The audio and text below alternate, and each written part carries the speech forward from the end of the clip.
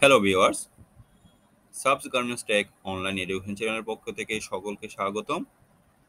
আজকে আমাদের training agenda হচ্ছে রুট কজ অ্যানালাইসিস। তো আমাদের আজকের ট্রেনিং এজেন্ডা শুরু করার আগে সকলকে রিকোয়েস্ট করব, আমাদের এই চ্যানেলের মাধ্যমে যদি কেউ উপকৃত হয়ে থাকেন অবশ্যই আমাদের চ্যানেলকে কমেন্টস করে, লাইক করে এবং শেয়ার করে অবশ্যই আমাদের সাথে থাকবেন। এবং যারা এখনও সাবস্ক্রাইব করেননি অবশ্যই সাবস্ক্রাইব করে আমাদের যখন নতুন ভিডিওগুলো আসবে সেই ভিডিওগুলো নিয়ে আপডেট থাকবেন। চলুন শুরু করা যাক আজকে আমাদের training agenda root cause analysis. শুরুতে আমরা আলোচনা করব রুট কজ অ্যানালাইসিসটা কি। রুট কজ অ্যানালাইসিসটা আমরা সংক্ষেপে বলে থাকি RCA. RCA, root cause analysis is the process of tracing causes of an observable problem and identify the basic underlying issue that was causing it. আপনার আমরা যদি একটা ডায়াগ্রাম দেখার চেষ্টা করি সেটা হচ্ছে আমরা রুট কজ অ্যানালাইসিস বলবো এই যে প্রবলেমটা কেন হয় সেই পটেনশিয়াল কজগুলো আমরা ফাইন্ড আউট করার জন্য এই রুট কজ অ্যানালাইসিসটা আমরা করে থাকি। তো রুট কজ অ্যানালাইসিসের আপনার বেনিফিটটা হচ্ছে যে এই প্রবলেমটা হবে সেই প্রবলেমটা আপনি ফিক্স করতে পারবেন এবং যাতে রিঅকারেন্স না হয়, যাতে পুনরাবৃত্তি না ঘটে সেই ব্যাপারে আপনি আপনার নেসেসারি অ্যাকশনটা নিতে পারবেন। তো অরিজিন অফ আরসিএ তার মানে হচ্ছে রুট কজ অ্যানালাইসিসের ভিত্তিটা কি, কখন কিভাবে কে প্রতিষ্ঠা করেছিলেন। It was formally introduced to the world of engineering and technology by Sakichi Toyoda. Sakichi Toyoda হচ্ছে জাপানিজ একজন ইঞ্জিনিয়ার। এই ভদ্রলোক এই প্রসেসটা ডেভেলপ করেছিলেন, যেটাকে ওনাকে নর্মালি জাপানিজ ইন্ডাস্ট্রির একটা ফাদার বলা হয়। উনি প্রথমে আপনার 5 ওয়াইস এই টুলসটা ডেভেলপ করেছিলেন এবং যেটা আমাদের এই রুট কজ অ্যানালিসিসের একটা সর্বাধিক পরিচিত টুলস নামে এখনো স্বীকৃত আছে। সাকিচি টায়োটার জীবনকাল হচ্ছে 1867 থেকে 1930। তো আমরা এই রুট কজ অ্যানালাইসিসটা কেন করে থাকি, why conduct root cause analysis? আমরা রুট কজ অ্যানালাইসিসটা নরমালি দুটো কারণে করে থাকি, যেখানে হচ্ছে নাম্বার ওয়ান হচ্ছে to identify the root cause for problems. আপনার প্রবলেমটা যেটা হচ্ছে তার রুট কজটা ফাইন্ড আউট করা।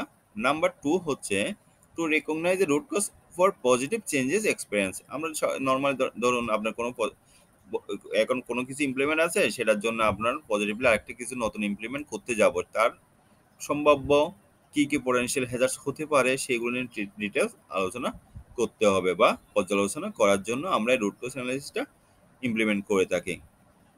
এমনও হতে পারে যে আপনার বর্তমানে যে ইমপ্লিমেন্টের যে প্রসেসটা আছে সেই প্রসেসের কারণে আপনার যে রেজাল্ট আপনি আশা করেছিলেন তার চেয়ে আপনি সর্বাধিক রেজাল্ট পাচ্ছেন, তবু আপনি নতুন প্রসেস ডেভেলপ করতে যাচ্ছেন।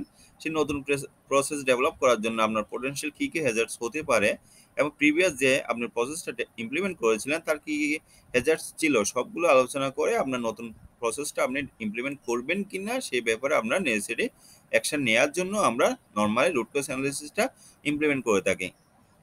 when to conduct root cause analysis, আমরা রুট কজ অ্যানালাইসিসটা কখন করে থাকি? রুট কজ অ্যানালাইসিসটা করে থাকি নরমালি যে সমস্ত জায়গায় আমরা ম্যান মেশিন ম্যাটেরিয়ালস এই ইনভেস্টমেন্টটা করে থাকি। টাইম, ম্যান, মেশিন, ম্যাটেরিয়ালস এই ইনভেস্টমেন্ট যখন হবে সেই জায়গায় আপনার নিশ্চয়ই একটা আউটপুট হবে। এই আউটপুটের মধ্যে যাতে কোনো অবস্ট্যাকলস থাকলে সেই অবস্ট্যাকলসটা আমরা কিভাবে ফ্রিলি সলভ করতে পারি এবং যে অকারেন্সটা ঘটবে বা যে অবস্ট্যাকলসটা আসবে সেটা যাতে আপনার পুনরাবৃত্তি না হয় সেই ব্যাপারে আমরা রুট কজ অ্যানালাইসিসটা আপনার ওই সেক্টরে বা ওই প্রসেসে আমরা ইমপ্লিমেন্ট করে থাকি।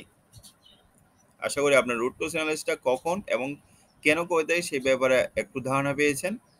চলুন বিস্তারিত আরও আলোচনা করি।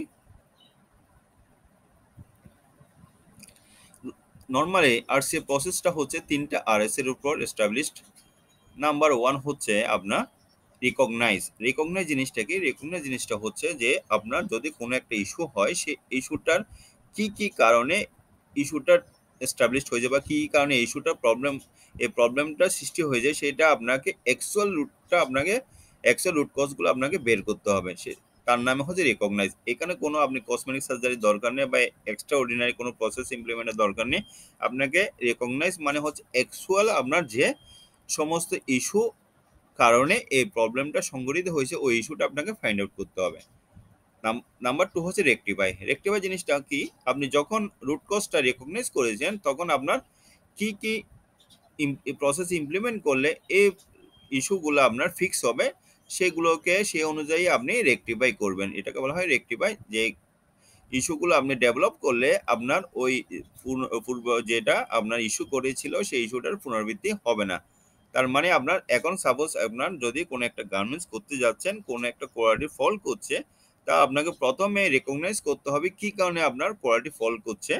ওই সমস্ত জায়গায় আপনি ডেভেলপ করার পরে আপনাকে যাতে ওই ইস্যুগুলা রিপিট না হয় বা পুনরাবৃত্তি না ঘটে, এবং ওই ইস্যুটা ইমিডিয়েট আপনি সলভ করার নামে হচ্ছে রেকটিফিকেশন। তারপর নাম্বার 3 হচ্ছে রেপ্লিকেট। রেপ্লিকেট জিনিসটা হচ্ছে আপনি একটা রুট কজটা ফিগার আউট করলেন এবং রেক্টিভেট করলেন। এটা আপনাকে এনশিওর করতে হবে যে প্রসেসটা আপনি ইমপ্লিমেন্ট করলেন সেটা আপনাকে শিডিউল মনিটরিং রাখার ব্যবস্থা করতে হবে যাতে ওই ইস্যুটার রিঅকারেন্স না ঘটে। তাহলে আপনারা সকলেই বুঝছেন যে টোটাল 3টা আরএস এর উপরে আমাদের আরসিএ প্রসেসটা এস্টাবলিশড। নাম্বার হচ্ছে রেকগনাইজ, নাম্বার 2 হচ্ছে রেক্টিফাই, নাম্বার 3 হচ্ছে রেপ্লিকেট। এখন আমরা যে রুট কজ অ্যানালাইসিসটা করে থাকি সেই রুট কজ অ্যানালাইসিসটা আমরা কিভাবে করব? নাম্বার 1 হচ্ছে প্রবলেম স্টেটমেন্ট। প্রবলেম স্টেটমেন্ট হচ্ছে আপনার প্রসেসের মধ্যে কি ধরনের প্রবলেম হচ্ছে এবং কেন হচ্ছে সেই ব্যাপারে আপনাকে পূর্ণাঙ্গ একটা অ্যানালাইসিস করে ডাটা নিতে হবে। নাম্বার 2 হচ্ছে ডাটা কালেকশন। কেন আপনার ওই প্রবলেমটা হচ্ছে, কোন কোন প্রসেসে আপনার লেকিংস আছে, এই সমস্ত ডাটাগুলো আপনাকে কালেকশন করতে হবে। নাম্বার 3 হচ্ছে ক্রোনোলজি, ডিফারেন্সিয়েশন অ্যান্ড ম্যাপিং। এখানে হচ্ছে আপনার নিশ্চয়ই একটা টাইমলাইন এস্টাবলিশ করা আছে। এখানে যেটার মাধ্যমে আপনাকে প্রথমে করতে হবে ডাটাগুলো কালেকশন করবেন, প্রবলেমটা স্টেটমেন্ট করবেন এবং আপনি একটা গ্রাফিক্যাল চার্ট করবেন, যে চার্টের মাধ্যমে আপনাকে অ্যানালাইসিস করতে হবে আপনার কি কি অ্যাকচুয়াল রুট কজ ছিল, কি কি পোটেনশিয়াল রুট কজ হতে পারে, কি আপনি কিভাবে প্রসেসটা ডেভেলপ করবেন, সে সেই অনুযায়ী আপনাকে একটা ম্যাপিং করতে হবে। সাপোজ আমরা যদি এটা একটা আপনার কোরিলেশন ভার্সেস কোসেশন নিয়ে চিন্তা করি, তাহলে কোসেশন এবং কোরিলেশন জিনিসটা কি? প্রথমে হচ্ছে কোসেশন জিনিসটা হচ্ছে causation indicates the one event is the result of the occurrence of the other event. মানে এটা হচ্ছে একটা ইভেন্ট যার মাধ্যমে আরেকটা ইভেন্টের কি হয়, ফল করতে পারে। আর কোরিলেশন হচ্ছে নর্মালি সাপোজ ধরুন দুটো ভেরিয়েবলস আছে, একটা যেমন মেন মেশিন, যদি আমরা দুটো ভেরিয়েবলস ধরি তাহলে মেনের কারণে মেশিনের প্রবলেম হতে পারে, তাহলে একটা ভেরিয়েবলসের কারণে আরেকটা ভেরিয়েবলসের আপনার এফেক্ট আসতে পারে, এটার নাম হচ্ছে কোরিলেশন। সাপোজ আপনার এখানে যদি আমরা একটা প্রবলেম ধরি ল্যাক অফ রুটিন মেনটেনেন্স, এই জিনিসটা আমরা বের করব কিভাবে? প্রথমে হচ্ছে যেমন মেশিন ফেলিওর। কেন মেশিন ফেলিওর হচ্ছে? কসেশন। মেশিন ফেলিওর কসেশনটি কি? একটা ভেরিয়েবলস যেটা ইন্ডিকেটস করছে মেশিন ফেলিওর ইন্ডিকেটস করছে কি, আর একটা result lack of machine maintenance. তারপরে আরেকটা যদি ল্যাক অফ মেশিন মেনটেন্সের কারণে কসেশন যদি আমরা চিন্তা করি তাহলে হচ্ছে আপনার মেশিন মেনটেন্স কস্টটা বেড়ে যাবে। এখন যদি আমরা কোরিলেশন চিন্তা করি, কোরিলেশন মানে হচ্ছে যে একটা ভেরিয়েবলের কারণে আরেকটা ভেরিয়েবলে এফেক্ট করতে পারে। যেমন আমরা যদি রুটিন যদি ল্যাক অফ রুটিন মেনটেন্যান্স হয় তাহলে আপনার মেশিন ফেলিওর হবে, এবং মেশিন ফেলিওর যদি হয় তাহলে আপনার মেশিন মেনটেন্যান্সের কস্টটা বেড়ে যাবে। তাহলে আপনারা আশা করি বুঝছেন কসেশন এন্ড কোরিলেশনের ডিফারেন্সিয়েশনটা কি এবং কিভাবে আপনি ম্যাপিং করবেন। আপনার ম্যাপিংটা এমনভাবে হতে হবে যে অ্যাকচুয়াল ডাটাটা আপনাকে কালেকশন করতে হবে এবং ওই অনুযায়ী আপনার প্রিভেন্টিভ অ্যাকশনটা নিতে হবে। প্রিভেন্টিভ অ্যাকশনটা নেওয়ার পরে কারেক্টিভ অ্যাকশনটা তো ইমিডিয়েট আপনি নিলেন, আর কারেক্টিভ অ্যাকশনটা ইমপ্লিমেন্ট করার পরে প্রিভেন্টিভ অ্যাকশন নেবেন, তারপরে হচ্ছে শিডিউল মনিটরিং করবেন। শিডিউল মনিটরিং করার পর আপনাকে এনশিওর করতে হবে টোটাল যাতে ওই ইস্যুটা রিঅকারেন্স না হয়। তারপরে আপনার লাস্ট যে স্টেপটা ফলো করবেন সেটা হচ্ছে root cause resolution. Root cause resolution মানে আপনাকে যেটা বললাম কারেক্টিভ অ্যাকশন। ইমিডিয়েট আপনাকে একটা প্রবলেম হলে ইমিডিয়েট আপনাকে সলিউশন করতে হবে, এটার নাম হচ্ছে রুট কজ রেজুলেশন। তাহলে স্টেপ 4 যেটা, সেটা হচ্ছে আপনি কোনো একটা ইস্যু আপনার প্রসেসে দেখা দিল, আপনাকে ইমিডিয়েট কি করতে হবে? কারেক্টিভ অ্যাকশন নিতে হবে, ইমিডিয়েট রেজুলেশন করতে হবে, তার মানে ইমিডিয়েট আপনাকে ফিক্স করতে হবে। তারপরে স্টেপ হচ্ছে প্রিভেন্টিভ। প্রিভেন্টিভ জিনিসটা কি? আপনি যে ইস্যুটার জন্য যে আপনি কারেক্টিভ অ্যাকশনটা নিলেন সেটা আপনি যদি ইমপ্লিমেন্ট করেন আপনার যাতে ওই ইস্যুটা পুনরাবৃত্তি না ঘটে সেটা নামে হচ্ছে প্রিভেন্টিভ। এরপরে হচ্ছে প্রিভেন্টিভের পরে হচ্ছে আপনার শিডিউল মনিটর ডেভেলপমেন্টের জন্য যতগুলো ইস্যু সলভ করার জন্য এবং যেভাবে আপনি কাজটা ডেভেলপ করার জন্য যতগুলো আপনি স্টেপ নিয়েছেন সবগুলো আপনাকে ডাটা আকারে সাজাতে হবে এবং ডাটাগুলো সাজানোর পরে আপনাকে শিডিউল মনিটরিং করতে হবে যাতে আপনার প্রত্যেকটা ইমপ্লিমেন্টের ইস্যুগুলো আপনার এই প্রসেস ডেভেলপমেন্টের জন্য ফ্রুটফুল হয়েছে এবং যাতে ওই ইস্যুটার পুনরাবৃত্তি না ঘটে সেটার জন্য আপনাকে একটা পিরিয়ড পর আপনাকে অডিট করতে হবে। তাহলে আপনার এই রুট কজ অ্যানালাইসিসটা আপনার প্রসেস ডেভেলপমেন্টের জন্য সহায়ক হবে। এখন রুট কজ অ্যানালাইসিসের টুলস অ্যান্ড টেকনিক্স কি? নর্মালি আমরা যদি চিন্তা করি রুট কজ অ্যানালাইসিসের টুলস অ্যান্ড টেকনিক্স হচ্ছে এখন বিশ্বের মধ্যে ব্যবহৃত অনেকগুলো টুলস অ্যান্ড টেকনিক্স আছে। তো সর্বাধিক পরিচিত হচ্ছে 5 হোয়াই অ্যানালাইসিস। তো 5 হোয়াই অ্যানালাইসিস যেটা আমরা আমাদের পরবর্তীতে আস্তে আস্তে টিউটোরিয়ালের মধ্যে আপনাদের সামনে নিয়ে আসবো। নাম্বার 2 হচ্ছে ফিশবোন ডায়াগ্রাম, যেটা অলরেডি আমরা আমাদের চ্যানেলের মাধ্যমে এই টিউটোরিয়ালটা আপনাদের সামনে উপস্থাপন করেছি। নাম্বার 3 হচ্ছে failure mode and effects analysis, এটাও আমরা আস্তে আস্তে নিয়ে আসবো আপনাদের সামনে। নাম্বার 4 হচ্ছে fault tree analysis and number 5 হচ্ছে প্যারেটো চার্ট। এই 5টা হচ্ছে সর্বাধিক পরিচিত আমাদের রুট কজ অ্যানালাইসিসের জন্য টুলস। এর বাইরেও আমরা কিছু কিছু টুলস আমরা ইন্ডাস্ট্রিয়াল সাইডে ইউজ করে থাকি। সেগুলো হচ্ছে যেটাকে আমরা অনারিয়া মেনশন বলি। অনারিয়া মেনশন মানে হচ্ছে এটাও সর্বাধিক অনেক প্রশংসিত আমাদের কিছু টুলস যেটা রুট কজ অ্যানালাইসিস করার জন্য আমরা ইউজ করে থাকি। নাম্বার 1 হচ্ছে cause and effects diagram, number 2 হচ্ছে ব্যারিয়ার অ্যানালাইসিস, নাম্বার 3 হচ্ছে চেঞ্জ অ্যানালাইসিস, নাম্বার 4 হচ্ছে স্কেলার ডায়াগ্রাম।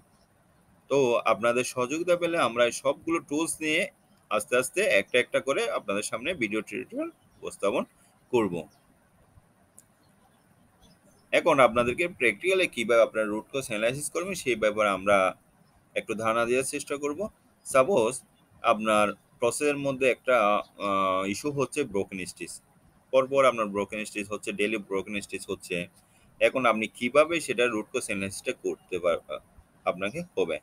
প্রথমে হচ্ছে আপনাকে যে জিনিসটা আপনাকে 4টা স্টেপ ফলো করতে বলছিলাম প্রথম রুট কজ অ্যানালাইসিসের জন্য, প্রথমে হচ্ছে যে আপনি কেন অ্যাকচুয়াল ফাইন্ডিংসটা আপনাকে বের করতে হবে কেন ওই ব্রোকেন স্টিচটা হচ্ছে। নাম্বার 2 হচ্ছে আপনার ডাটাটা কালেকশন করতে হবে কি কি ইস্যুর কারণে ব্রোকেন স্টিচটা হচ্ছে। নাম্বার 3 হচ্ছে আপনাকে একটা ম্যাপিং করতে হবে যেটার মাধ্যমে আপনি কি করবেন আপনার প্রসেসটা ডেভেলপ করার চেষ্টা করবেন। নাম্বার 4 হচ্ছে ইমিডিয়েট আপনাকে রেজলিউশন করতে হবে। তাহলে আসুন আমরা ফার্স্ট যে ডাটাটা নাম্বার 1 এবং নাম্বার 2, প্রথমে হচ্ছে স্টেটমেন্ট মানে রুট কজ অ্যাকচুয়াল রুট কজটা বের করা, তারপর নাম্বার 2 হচ্ছে ডাটা কালেকশন। এই দুটো নিয়ে আমরা আজকের এই এক্সাম্পলটা করার চেষ্টা করি। প্রথমে হচ্ছে ব্রোকেন স্টিচটা কেন হয়। প্রথমে আমরা অ্যানালাইসিস করলাম used poor quality thread strength is not good enough during the washing thread breakage. তাহলে ব্রোকেন স্টিচ এটা হতে পারে কেন, যদি আপনি পুয়ার কোয়ালিটি থ্রেড ইউজ করেন, থ্রেডের স্ট্রেন্থ যদি এনাফ না হয়, যদি ওয়াশিং এর সময় আপনার থ্রেড ব্রেকেজ হয়। ইউজড ইনকারেক্ট থ্রেড কোয়ালিটি, যদি আপনার থ্রেডের কোয়ালিটিটা খারাপ হয়। Used incorrect needle size, incorrect machine tension, used incorrect needle palette, operator helpers cut the stitches during the uncut thread cleaning, rivets butting may cut the stitches। তাহলে এই সমস্ত potential ইস্যুর কারণে আপনার ব্রোকেন স্টিচটা হতে পারে। এখন আপনাকে দেখতে হবে, আপনাকে যেগুলো বলছে এগুলো হচ্ছে পোটেনশিয়াল, এখন আপনাকে দেখতে হবে অ্যাকচুয়ালি আপনার ওই লাইনে ব্রোকেন স্টিচটা কেন হচ্ছে। এই সবগুলো কারণের জন্য ব্রোকেন স্টিচ হতে পারে, তার মানে আপনার লাইনের এই না যে আপনার লাইনে যে ব্রোকেন স্টিচটা হচ্ছে তার জন্য এই সবগুলো প্রসেস দায়ী। যেমন আপনার সাপোজ অপারেটরকে আপনি ট্রিমিং করতে দিলেন, সেই অপারেটর ট্রিমিং করার সময় আপনার লাইনের মধ্যে স্টিচ কেটে ফেলে ব্রোকেন স্টিচটা ক্রিয়েট করছে। তাহলে আপনার লাইনের জন্য রুট কজ হবে operator helpers cut the stitches during the uncut thread cleaning, অথবা আপনার রিবেট বা বাটিং মারার সময় আপনার স্টিচ কেটে ব্রোকেন স্টিচ ক্রিয়েট করছেন, তার মানে আপনার জন্য অ্যাপ্রোপ্রিয়েট হবে rebates and butting may cut the stitch. আপনাকে এগুলো যেগুলো বলছি সেগুলো হচ্ছে পোটেনশিয়াল। এখন আপনাকে দেখতে হবে আপনার লাইনের জন্য অ্যাকচুয়াল কোন ইস্যুর কারণে এই ব্রোকেন স্টিচটা হচ্ছে। আশা করি আপনারা বুঝছেন। তারপর নাম্বার 2 আরেকটা ডিফেক্টস নিয়ে আলোচনা করি, সেটা সাপোজ আপনার স্কিপ স্টিচ। তো আমরা এখন স্কিপ স্টিচ কেন হয় তার পোটেনশিয়াল ইস্যুগুলো নিয়ে আলোচনা করি, রুট কজ কি গুলো নিয়ে আলোচনা করি। নাম্বার 1 হচ্ছে improper time adjustment with lower and upper thread trade tension is not adjusted properly. Number 3 হচ্ছে improper operator handling on thick area, unsuitable thread fly, blunt and depletion needle issue, poor quality thread used, wrong type of needle use, incorrect machine adjustment, thread loop failure caused by incorrect needle size and style, fabric flying due to improper pressure foot control. Skip is usually found where one seam cross to the another seam and most of the time occur right before to right after having thickness. তার মানে হচ্ছে একটা প্রসেসের সাথে একটা process যখন develop করার সময় যখন থিকনেসের কারণে সিমের গোড়ায় ওই সময় স্কিপ হওয়ার সম্ভাবনা থাকে। তো আপনাদের যতগুলো বলছি সবগুলো হচ্ছে potential root causes for creating the skip stitch. এখন আপনাকে দেখতে হবে আপনার প্রসেসে বা আপনার লাইনে স্কিপ স্টিচটা এই সমস্ত সম্ভাব্য কোন কারণের জন্য আপনার স্কিপ স্টিচটা ক্রিয়েট হচ্ছে সেটা আপনার অ্যাকচুয়াল কজটা আপনাকে ফাইন্ড আউট করতে হবে। অ্যাকচুয়াল কজটা আপনি ফাইন্ড আউট করে তারপরে আপনি করবেন কি ইমিডিয়েট রেজলিউশনের ব্যবস্থা করতে হবে যাতে ইমিডিয়েট স্কিপ স্টিচটা বন্ধ হয়। তারপর হচ্ছে প্রিভেন্টিভ করতে হবে কি যাতে স্কিপ স্টিচটার পুনরাবৃত্তি না হয়। তারপর হচ্ছে শিডিউল মনিটরিং করতে হবে কি যাতে আপনার ইমপ্লিমেন্টেড প্রসেসটা অ্যাক্টিভ আছে কিনা বা আপনার প্রসেসটা ইমপ্লিমেন্ট যেটা করেছেন সেটা আপনার চালু আছে কিনা সেটা আপনাকে কনফার্ম করতে হবে। তারপর হচ্ছে পিরিয়ডিক্যাল অডিট করতে হবে যে আপনার ওই ডিফেক্টের পার্সেন্টেজটা যাতে আস্তে আস্তে ডাউন হচ্ছে কিনা সেটা এনশিওর করার জন্য আপনাকে একটা পিরিয়ডিক্যাল অডিট করতে হবে প্রসেস ওয়াইজ। এই সমস্ত যখন প্রসেসটা আপনি আপনার ডেভেলপ করবেন তখন অটোমেটিক আপনার ডিফেক্ট পার্সেন্টেজটা এবং ইস্যুর প্রবণতাটা আস্তে আস্তে আপনার কন্ট্রোলের মধ্যে চলে আসবে। আশা করি আপনারা কিভাবে রুট কজ অ্যানালাইসিস করবেন তার একটা পূর্ণাঙ্গ ধারণা পেয়েছেন। আজকে আমরা এই পর্যন্ত। আমাদের পরবর্তী টিউটোরিয়ালস আমরা আশা করছি কিভাবে আপনি রুট কজ অ্যানালাইসিসটা করার পরে আপনারা কিভাবে কারেক্টিভ অ্যাকশন প্ল্যান করবেন, কিভাবে প্রিভেন্টিভ অ্যাকশন প্ল্যান করবেন এই ব্যাপারে আপনাদের সামনে একটা বিস্তারিত টিউটোরিয়াল আনার জন্য। ততক্ষণ পর্যন্ত আশা করি সকলে ভালো থাকবেন, সুস্থ থাকবেন, নিরাপদে থাকবেন এবং আমাদের সাথে থাকবেন। ধন্যবাদ সবাইকে।